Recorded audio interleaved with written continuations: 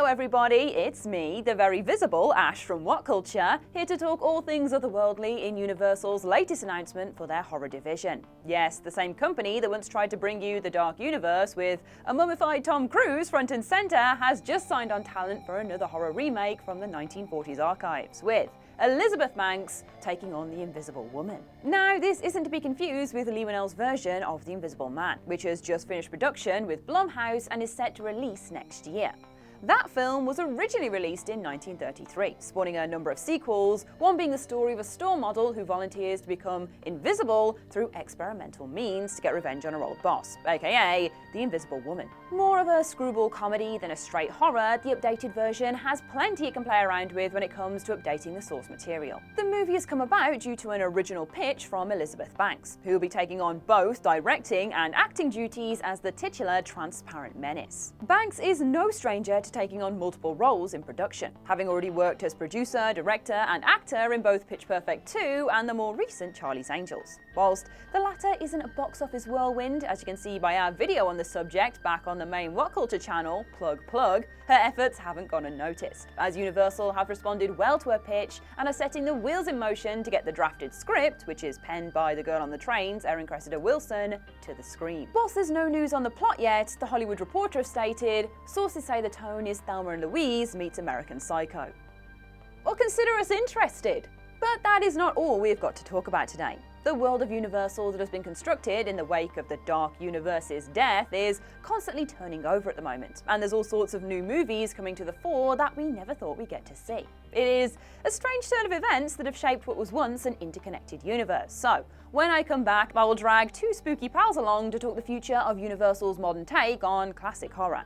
Stay tuned. Woo. So, hello, we are here now in the podcast room. I'm joined by Josh Brown and Hello. so Miss Kelly. Hey, Hello, hey. guys. How are you today? Pretty good. And Pretty we're good. following on from, so I didn't even respond to that. I was like, yeah, good. Following on from the Elizabeth Banks news that she's taking on the Invisible Woman. Are you guys excited about that? I'll tell you one thing. I didn't see it coming. That's a good throwback to our title. Do you like that one? Yeah, it's good. Yeah, no, I'm really excited about Yeah. this because I'm sure we're going to talk about the Dark Universe, but this is a cool idea. I'm really excited for Lee Whannell's version because I like Yes. everything that guy does, both writing and directing.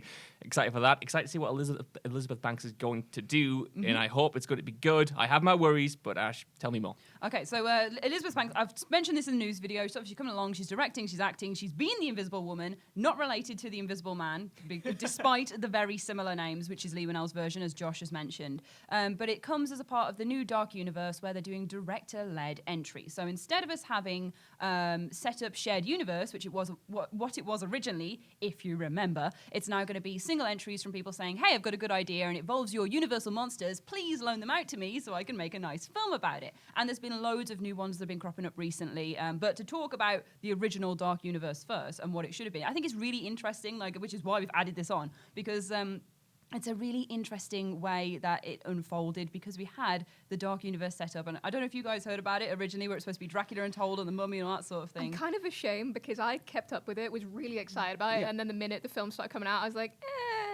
I'm good. I'll see you later, Dracula. Yeah. I'm so pleased because I have an actual, a perverse fascination with it. I've asked for a Dark Universe T-shirt for Christmas. There's no word of a lie. Cool. I remember when that was first announced, unlike this director-led approach, that was very star-driven. Like you said, it had people like Johnny Depp and Tom Cruise, and they were the main draws. They were going to play these iconic monsters. But obviously, they sort of, over-egged the pudding a little bit, and they just tried to get on the shared universe hype. And that fell flat on its face with The Mummy, which, was a big bad banter film, but was not what people wanted. Like, getting these monsters right is important, and I feel like the Dark Universe was going to go down a more blockbuster route. They were essentially going to make them superheroes, which I can understand from a business standpoint, but I don't think it quite fits with Universal's heritage and what these monsters and characters should actually be. Ooh, yeah, you obviously as a big comics fan. There's the so dork here. Whoa. You know all the shared universe stuff that goes on with Avengers and DC and all that sort of thing. I'm trying to name comics off the top of my head. okay. I'm like, Avengers, I know that one. The Batman. Do you think Universal would have worked in this format? I know you said you kind of fell off the films when they came out, but do you think... I think it was very much because of that, the sense that it was just becoming that format. My one concern, both with the DCEU and with stuff like this, is that people see how well Marvel's format works and they say, oh, we'll just do that. Yes. We'll just do exactly that. But it's if you have 4 separate things that are just the MCU, people are only going to go to the one they liked in the first place. Yep. So I do think it was like sort of the biggest fall down to be like, oh, well, that works. We'll just do that and it's fine. Well, it's not really about superheroes, but we'll make it like superheroes. Like, Yeah. you don't have to do Brightburn. It's Yeah. fine. Oh man, I don't even talk about Brightburn. Elizabeth Banks, but Brightburn again. Like, oh, no, she's had her sins and she's moving on now. The Invisible Woman will be good. Charlie's Angels has been and gone. She's proved she can do it all. The box office might not be telling, but I feel like her actual talents are a good thing to fall back on. But yeah, the original Dark Universe again started with Dracula Untold, but then they wiped that off the slate because they were like, actually, it doesn't count. We're going to start again with the Mummy, and they had loads of other ones lined up, which was Russell Crowe as Dr. Jekyll, Mr. Hyde, which was introduced. We had Javier Bardem as the Frankenstein monster. We had the Bride of Frankenstein, which was supposed to be Angelina Jolie, which would have been great. I'm really gutted we didn't get to see that because that Yes. was, even after The Mummy tanked, that was a movie that was still in production for a little bit afterwards, and there was hope that that might be able to salvage it before Universal just cut ties. It is a shame. I do think the approach that they've got now is much better, though. Yeah. Like the idea of going to directors and just kind of asking, look, what interesting things can you do with these properties is the right way to go about it. And I think that's even mimicked by what DC have been doing with, and Warner Brothers have been doing with their DC universe. Like that had similar problems in that it had Man of Steel, right? And I quite like Man of Steel, okay? But in a way, that was like Dracula Untold, where it was sort of pushed out with the idea of branching it out into a wider universe, but the plans weren't set in stone from that point. It was just the assumption that we could build off on it, and it didn't work, and you got this kind of weird, messy sort of like continuity in the universe that didn't quite make sense and didn't really satisfy a lot of people, and I think they have gone back to directors now. Whether you like it or not, Todd Phillips' Joker is a monumental film that is going to change how studios greenlight movies and how they treat movies, and we've got like James Wan's Aquaman, which made $1 billion. We've got Wonder Woman, and those are, for better or worse, I think, director-led movies. And if that comes over to the Universal Monsters, we've already got a great start in Lee Winnell. We've got a great start in Elizabeth Banks. I want to see interesting takes on these characters, and then it doesn't have to be a universe, you know, just do the characters justice, and people will come. Hopefully, if the movies are good. I don't know. There's been loads of like, announced, which I'm gonna.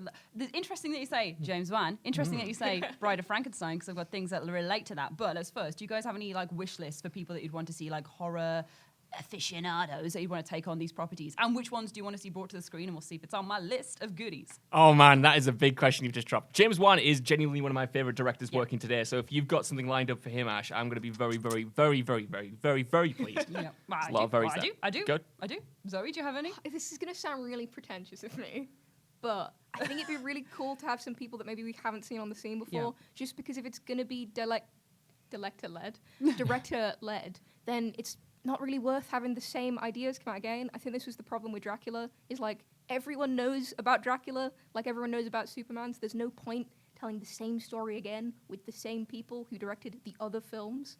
So I'd really like just some weirdos, just some proper weirdos to rock up. Yeah, I'm just speculating before you get to the stuff. What I'm wondering is, are they going to look at what has done well so far? For instance, like Andy Muschietti directing the 2 It movies, which were massive. We had David Gordon Green doing Halloween, which were massive. Are they going to look at those people who are sort of up and coming, or are they going to adopt what those films did, where both those directors had made movies before then, but they hadn't made kind of necessarily movies on that scale? Ash, you're looking at me with those eyes. That just, you know, I want to know what you're thinking. I've just got some goodies. Obviously, there's going to be some that you know about. It's good that you mentioned that you don't want to see the same thing again, like Dracula, which is why we're going to get Renfield instead, which is obviously about Dracula's henchmen.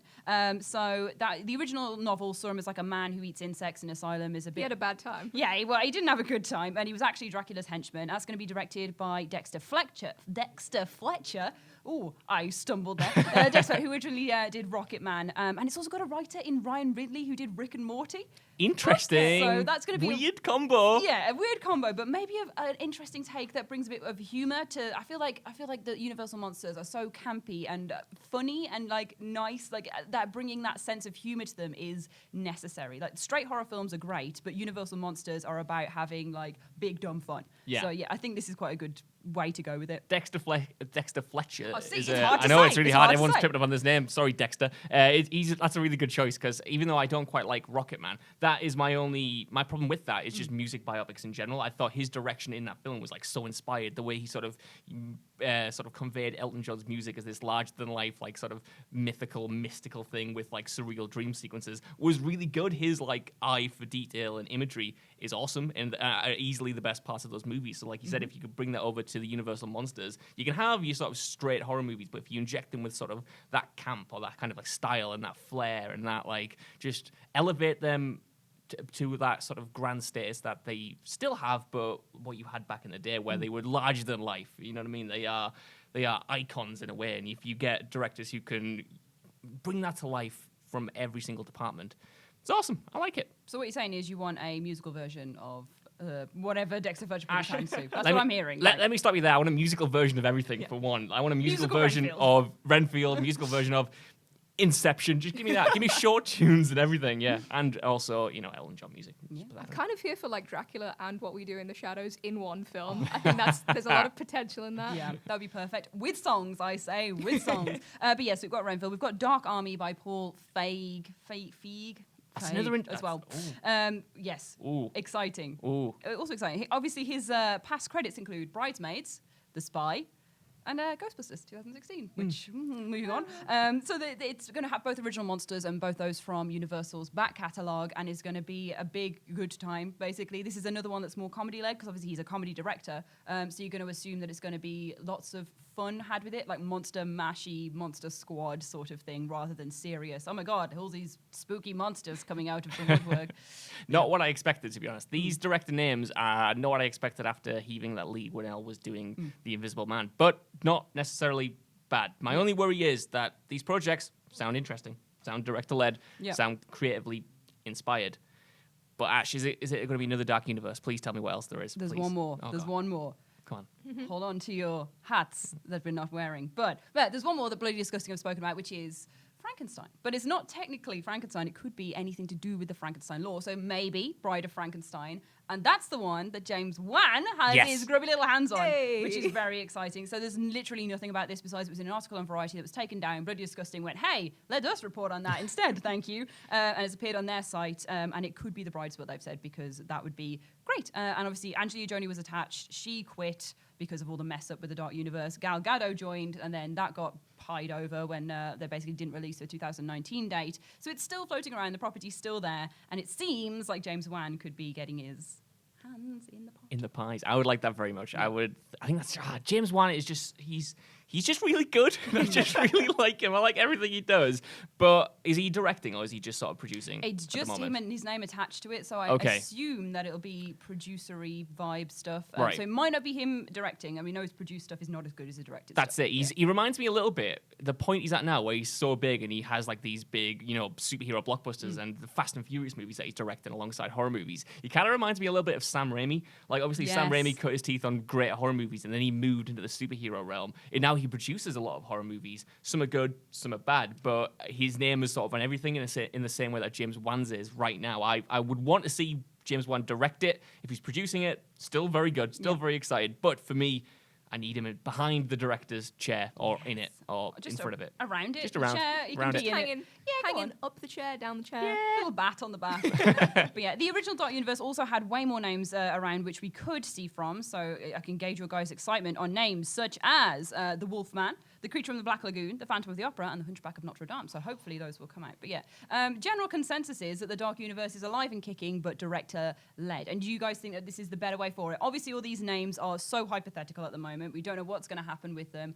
We haven't even had Lee Winnell's first take on it with The Invisible Man, which comes out next year. But this is what the future could be, rather than Dracula Untold and The Mummy. So do you guys think this is the right way to go? I think it's got a lot of potential to it. The idea of a lot of sort of comedy like directors and producers is really interesting to me, because I think one of the best things about it was how seamlessly it blended complete horror and also some really, really funny dialogue and moments. I think finding that sort of perfect combination of like, oh wait, no, it's a horror film, oh god. I think that would be such a good idea, especially for like essentially a franchise to build upon.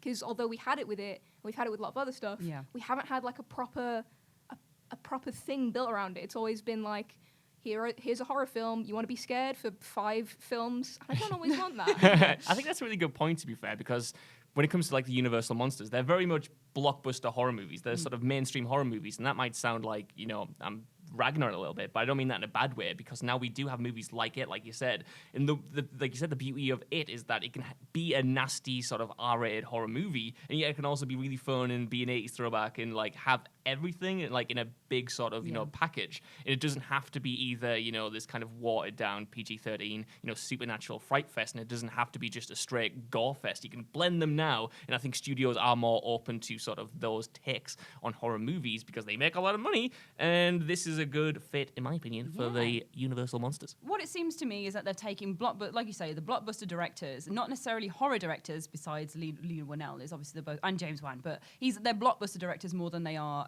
horror ones at the moment. So I think taking that flavor and putting it across their films is a really good way of doing it because you get all of the things that come from that, which again, from Avengers, DC movies being so big and imbuing humor into it to be able to keep the threads going is good. I think Elizabeth Banks is a good choice as well. Are we excited for Elizabeth Banks? I am, you know. I'm like kind of stoked now, yeah.